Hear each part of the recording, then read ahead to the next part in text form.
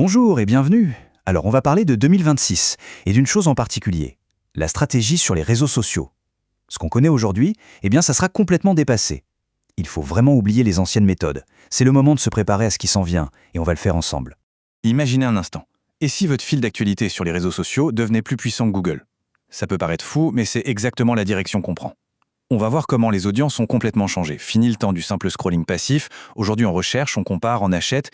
Et ce simple changement, ça transforme chaque publication en une véritable opportunité. Alors, on attaque avec le premier pilier, et c'est sans doute le changement le plus fondamental. Les réseaux sociaux sont le nouveau moteur de recherche. Oui, les plateformes comme TikTok ou Instagram ne sont plus juste des lieux de divertissement. Elles sont devenues de vrais moteurs de recherche. C'est souvent le tout premier endroit où l'on va pour découvrir un produit, chercher une recommandation ou simplement trouver un conseil. Et pour que ce soit bien concret, regardez ce chiffre. 1 sur 3. C'est énorme. Selon une enquête de Sprout, un consommateur sur 3 ne prend même plus la peine d'aller sur Google. Le point de départ de la recherche, leur premier réflexe, c'est directement TikTok ou Instagram. Ça change absolument tout. Et ça nous amène à un nouveau concept, le SEO social natif. Alors, qu'est-ce que c'est? C'est assez simple en fait. Il faut penser à chaque publication, chaque vidéo, non pas comme une pub, mais comme la meilleure réponse possible à une question. Le but du contenu, c'est de résoudre un problème concret ou de satisfaire une curiosité. C'est ça la clé. Regardez cette comparaison, elle est vraiment parlante. On voit bien la rupture totale. L'ancienne méthode, le SEO traditionnel, c'était très technique. Mots-clés, backlinks, tout ça pour plaire aux algorithmes de Google. En 2026, on parle de SEO social natif. Et là, c'est une autre histoire. Des mots-clés conversationnels, le texte qui apparaît à l'écran, le dialogue dans les vidéos. L'objectif n'est plus de faire grimper un site web dans un classement, mais d'être découvert directement dans le flux, de manière organique. Pour illustrer ça, prenons un exemple concret. Plutôt que de simplement dire « achetez notre produit », la stratégie est beaucoup plus intelligente. On va créer tout un écosystème de contenu autour. Pensez à l'esthétique pour qu'il s'intègre dans des vidéos de desk tour. Pensez aux mécaniques du produit pour qu'elles génèrent de contenu comme des idées d'aménagement. Nourrir les discussions sur Reddit et même penser au design pour des vidéos d'unboxing ASMR. Chaque élément devient une porte d'entrée. C'est brillant. Ok, donc on sait maintenant comment se faire découvrir. Mais une fois que les gens ont trouvé le contenu, comment transformer cette attention en vente?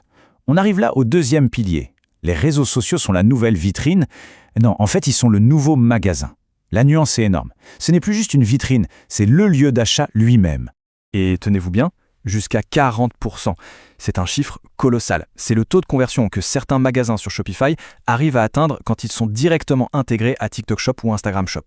La raison est simple. On élimine toute friction, toutes les barrières à l'achat. C'est fluide, c'est direct. Et voilà à quoi ressemble ce nouveau parcours client, ce tunnel sans friction. D'abord, la découverte. On tombe sur un produit dans une courte vidéo. Ensuite, la considération.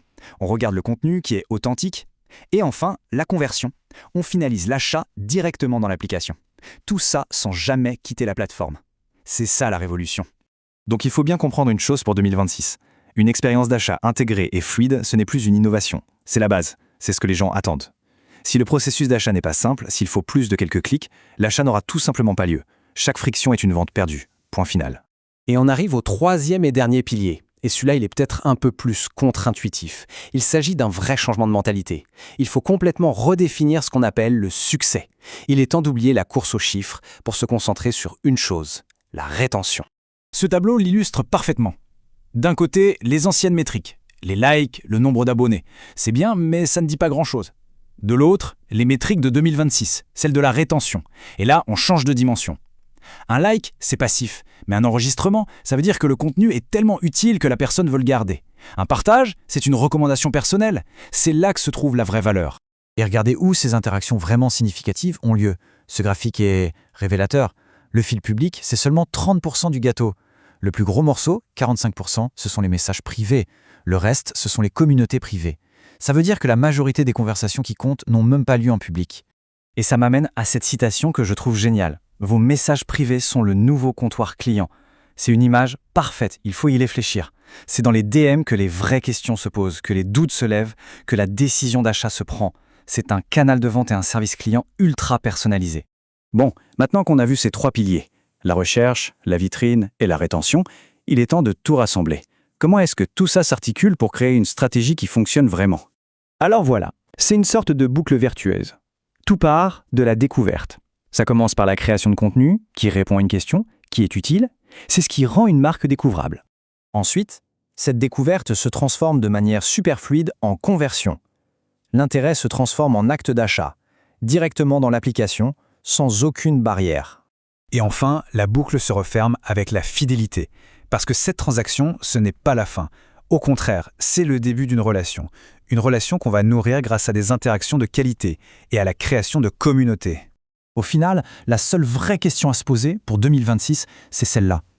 Est-ce que la stratégie est conçue pour générer de la conversation ou simplement pour faire du bruit ? Parce que, soyons clairs, dans ce nouvel écosystème, le bruit s'évapore. Ce sont les vraies conversations qui bâtissent la confiance et qui créent des clients fidèles sur le long terme.